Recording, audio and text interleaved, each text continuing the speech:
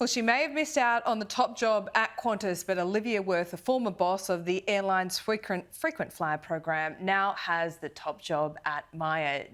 Bringing in now business editor Ross Greenwood. Ross, she has been named as the executive chair. So, I mean, Olivia Wirth is always, talked about as very talented. Yes. She was overlooked at Qantas. She Are was. you surprised she's ended up here? Because she has been on the board. She's on the board, right? Yeah. So from that point of view, yes. But the important thing is that word executive. So she's not the chair of the board just. She's the chief executive. So as a result, she now runs Myer. But the one thing that Myer is doing, and John King, the chief executive today, was talking about this and basically saying this business is now all about the loyalty program. It's all about new warehousing. Right. It's all about online growth. And it's not just the physical stores, it's what she brings into that whole space that she's grown at Qantas in a big way. Got it. So from that point of view, yes. But the second thing here is remember that Myer's biggest shareholder is Solomon Lew. So there's no way that she would become the executive chair with such power at Myer unless she also had the blessing of Solomon Lew, the major shareholder. So this is really important. John King, there's no doubt, has done a brilliant job at turning around Myer. And we can actually see this a little bit in the profit result that's come out today. So what we can see is that here's the profit, the total sales, even though in a tough environment for retailers, and especially discretionary retailers like Myer, is down by 3%. That's the total sales. The net profit, you can see, is down the best part of 20% there. The dividend also has dropped off a little bit, but she goes into a much stronger business than what John King walked into going back about 6 years. And so that's the absolute key. He walks it out the door in June. She takes complete right. control of our biggest department store. So if it's all about loyalty, it seems like she's perfect for the role. But what's she actually the boss of? And looking at those numbers, how's Myer travelling? Well, Myer is travelling much better than what it was. So even the share price, which dropped down to 20 cents at one stage, is back at 80, 90 cents. It's been hovering around that mark for quite some time. But the second thing is that, the fact is that every bricks and mortar retailer has got to change. And what we do know in particular is, say, for example, that David Jones, its major competitor, it's really struggled big time. So you see, Laura, this is going to be the key for Olivia Wirth in this job. It's being able to control all the forces around it. And remember, very famously, Richard Goyder at the press conference when he announced Vanessa Hudson as the new chief executive, at one stage had a slip of the tongue and said that Olivia Wirth was the ideal candidate for this job. So that just goes to show how close that decision was that she could have otherwise become the chief executive at Qantas. A slip of the tongue, or when, you're telling the truth but you're not meant to be? No, I don't think it was that at all.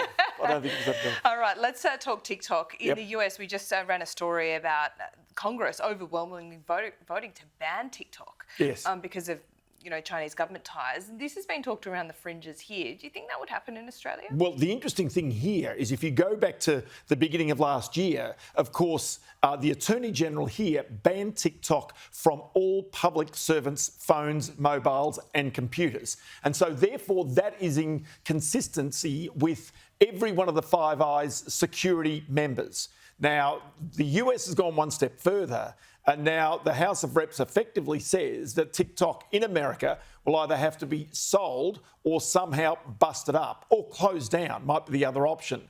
Now, the interesting part about this, to me, is it's got to go through the Senate in America, and maybe they'll take a more moderate approach towards TikTok. But it just goes to show how sensitive all of the data that's being accumulated by what is said to be a Chinese-owned and controlled social media site, just how important that is. Now, most people would say, why would they even care about my crazy dance videos, right? Yeah. But the reality is that there's so much more. It's not just what they have, it's what could be altered in the event of a significant conflict that people would be most concerned about here. And I think that really is the absolute heart and the key of what's going on at TikTok in America right now. I thought Trump made a pretty good point, though.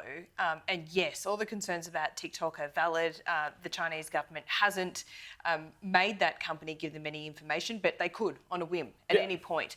But Facebook is riding roughshod over, it's got market monopoly. If you remove TikTok, it strengthens it even more, doesn't it? And there's your fundamental problem. Yeah. And that is the whole question about the Media Bargaining Act here, is what happens if all of a sudden one site like Facebook decides to just withdraw all news out of its site, which it's done in Canada.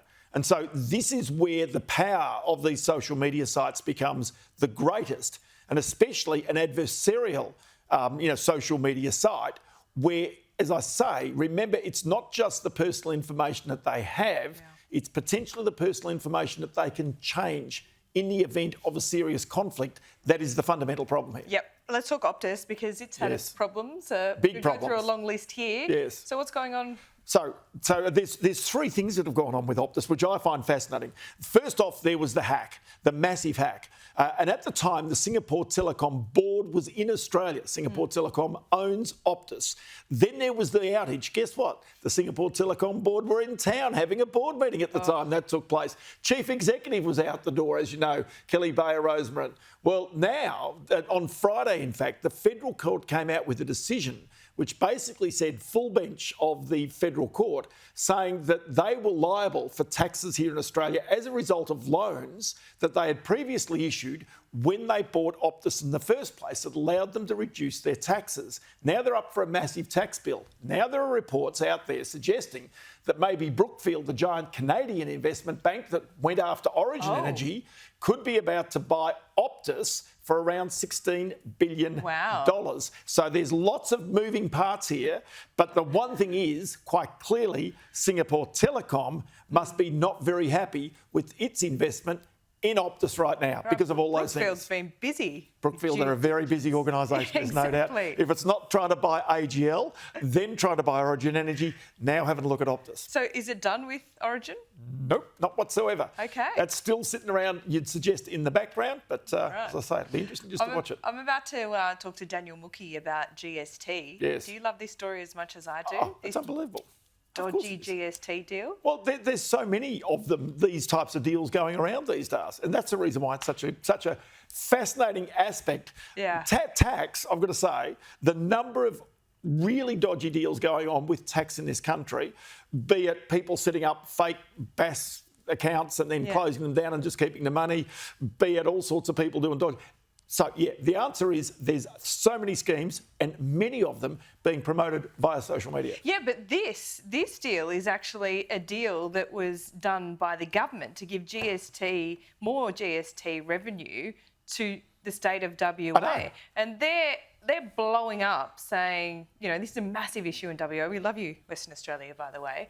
But now the state premiers are starting to really niggle here, particularly Chris Minns, because he hasn't got his infrastructure money for certain projects. Well, see, but this is the point. This is where GST is such a bad allocation of funds, if you think about it also, because you can never raise the GST. GST should be higher in Australia, technically, right? And so that we take pressure off our own personal tax rates. Yeah.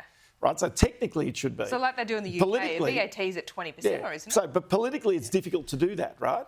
So therefore, as a result, remember that all GST that's collected goes to the states.